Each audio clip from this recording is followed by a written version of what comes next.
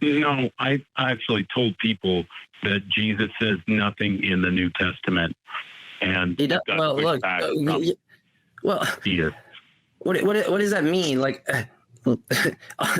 somebody is not like Christians are going to agree. A lot of Christians that I know are going to agree. They're well, not a lot. There's very few that I know that will agree, and I respect them for this. That there weren't any eyewitnesses there, and they're taking it on some faith, or they're taking it on some like some analysis that they think they give a higher credence that Jesus likely said those things. And here's like an example. So there are scholars that do this, but my question is, what is the criteria that you're raising the likelihood on particular sayings of Jesus? And I know J. Mike is about to go into maybe an example of this, or at least he's going to expound on it a little bit. But typically whenever I encounter somebody that's like, oh, well, there are things that Jesus supposedly said that have a far more likelihood of actually being true, I can understand that. Like, I understand that is part of the historical method, being able to discern between like fictional history and real history. The problem with the Bible is that we don't have any kind of good evidence to actually make that distinction. We don't have any kinds of source material, like other than the Gospels and Paul. We don't have anything that they cited. As far as the Gospels go, they don't cite anything. The only thing that they cite are Revelation and Scripture as far as where they get their information from. That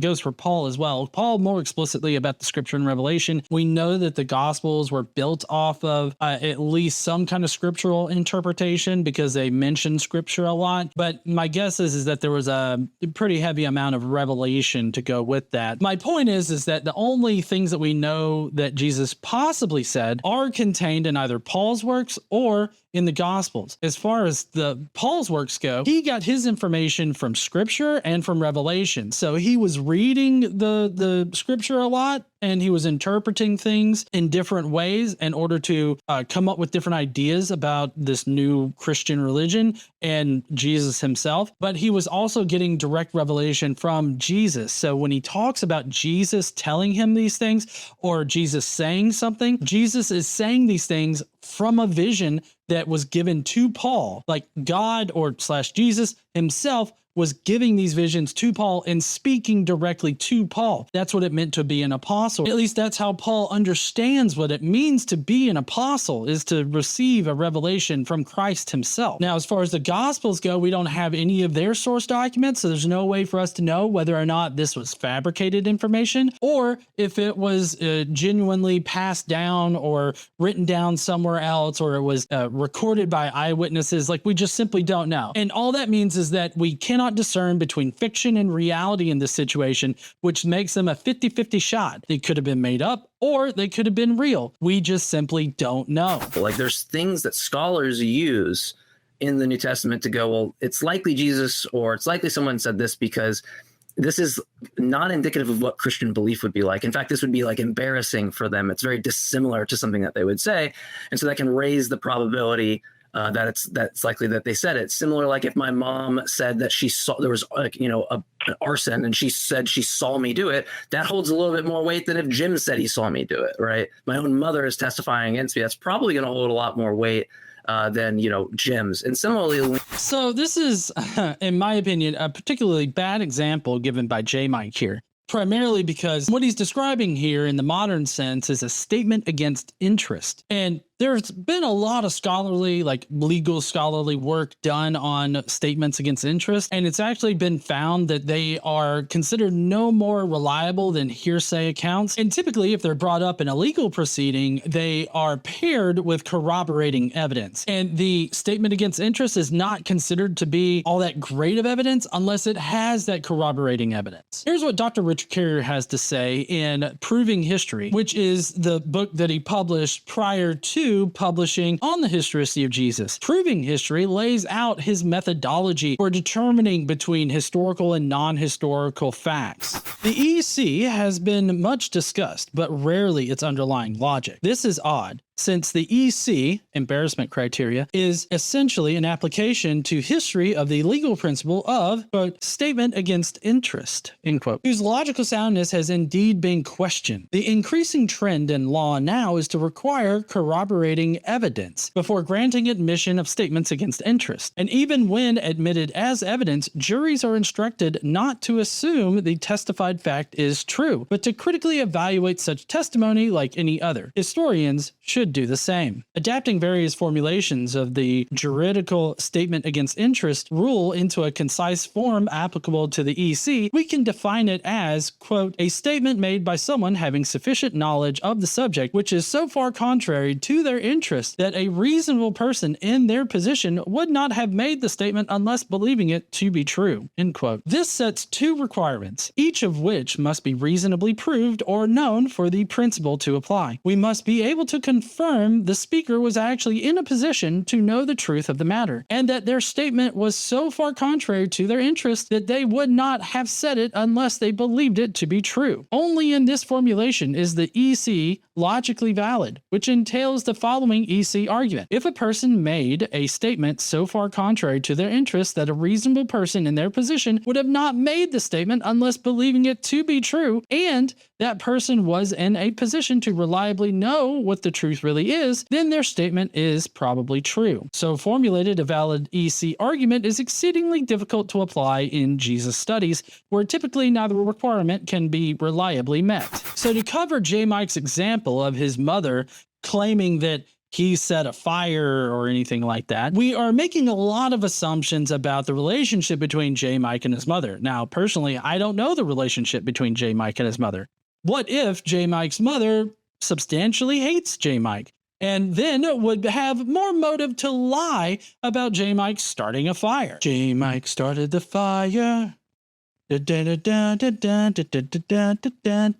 what we would need is corroborating information in order to establish that what J. Mike's mother said about J. Mike starting the fire, in order to actually consider the statement to be positive evidence towards J. Mike starting a fire. What we don't need to do is to automatically assume this relationship between J. Mike and his mother, and then automatically assume that she's telling the truth because we perceive it to be a statement against interest. But like Dr. Carrier said, the two requirements that we would need to establish in order to come to some strong embarrassment criteria argument are not exactly found in Jesus studies. We don't have the evidence required to corroborate such a embarrassment criteria. Like, for example, in the case of Jesus, how do we know what was embarrassing to these first Christians? What kind of evidence can we drum up that would cast doubt on certain ideas or certain things being embarrassing to them? Well, a really easy go-to example is the longer ending to Mark.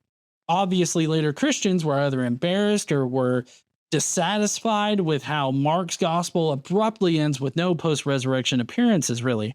Then the other gospels, they obviously have a lot of shit happening after Jesus resurrects from the dead.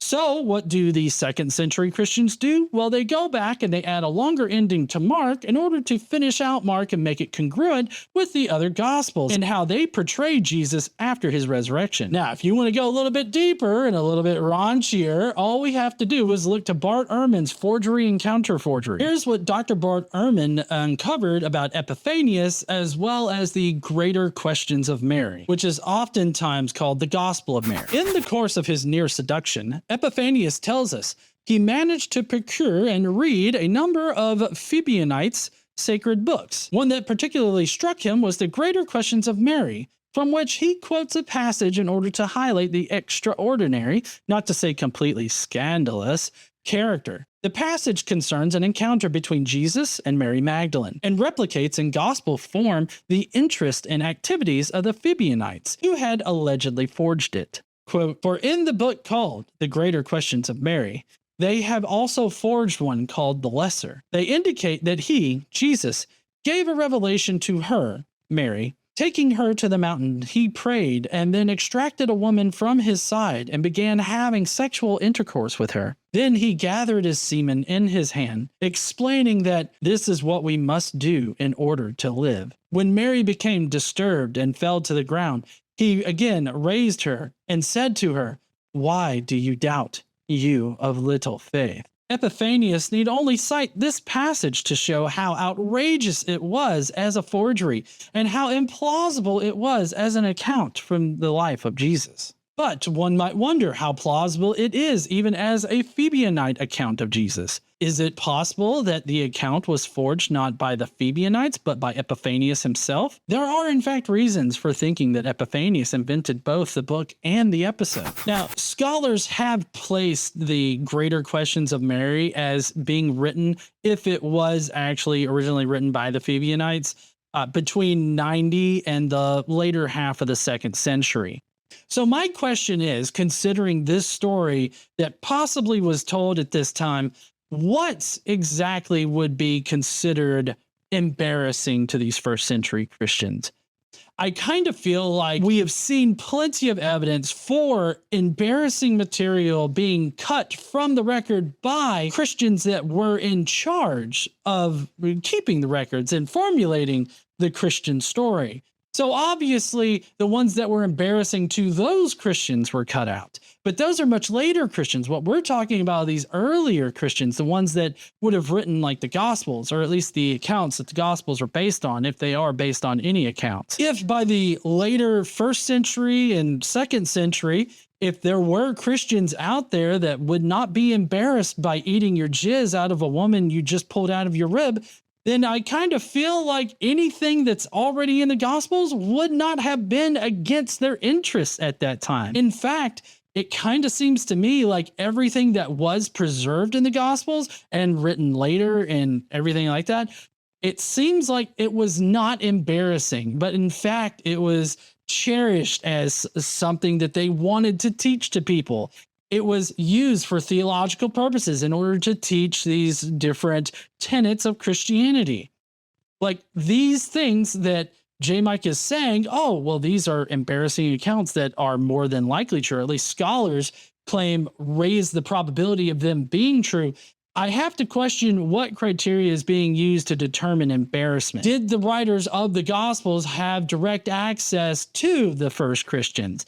Or were they writing much later and they could have made up anything that was not embarrassing to them, but they still needed it in the Bible in order to teach certain tenets of Christianity? When it comes down to it, it's just that there was so much editorial control exerted by the early Christians that if something was embarrassing to them, then they could have easily cut it out. And we know that because that's exactly what they did on occasion.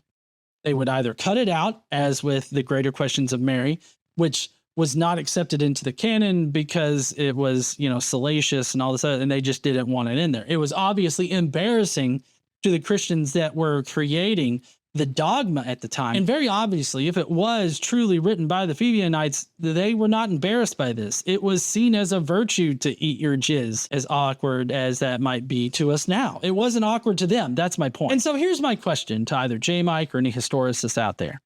How do you know what is embarrassing to the 1st century Christians? How do you know what would be a statement against interest? How do you know that any of these statements that you think are against their interest couldn't actually be better served to advance their interests? I would love to know the answers to these questions. I'm not saying that you don't have a good argument for embarrassment here. I'm just saying that claiming that these things are embarrassing seems to open the door to more questions than it actually answers. It doesn't raise the probability of them being more likely historical, primarily because we still have these unanswered questions that we need to know the answer to in order to come to the conclusion that these statements are more likely historical. And as a final note, I would really appreciate it if people that do accept that Jesus was a historical person as an itinerant rabbi in any kind of sense, I would really appreciate it if they would think more deeply about these criteria that's normally given for the historical Jesus, because as Dr. Carrier has pointed out in Proving History, a lot of these criteria are fabricated primarily for the study of the historical Jesus, and they are not usually used in other areas of history. That's not to say that some of these don't pop up in other areas of history on occasion, but typically when they do pop up, there's a lot more information that corroborates that it is embarrassing or whatever. What I was talking about with the statements against interest in court proceedings, they have corroborating information that establishes that it actually would be a statement against interest. I'm just saying, maybe you should double check your criteria here, because a lot of times this criteria is either shit or it's applied in a shitty way.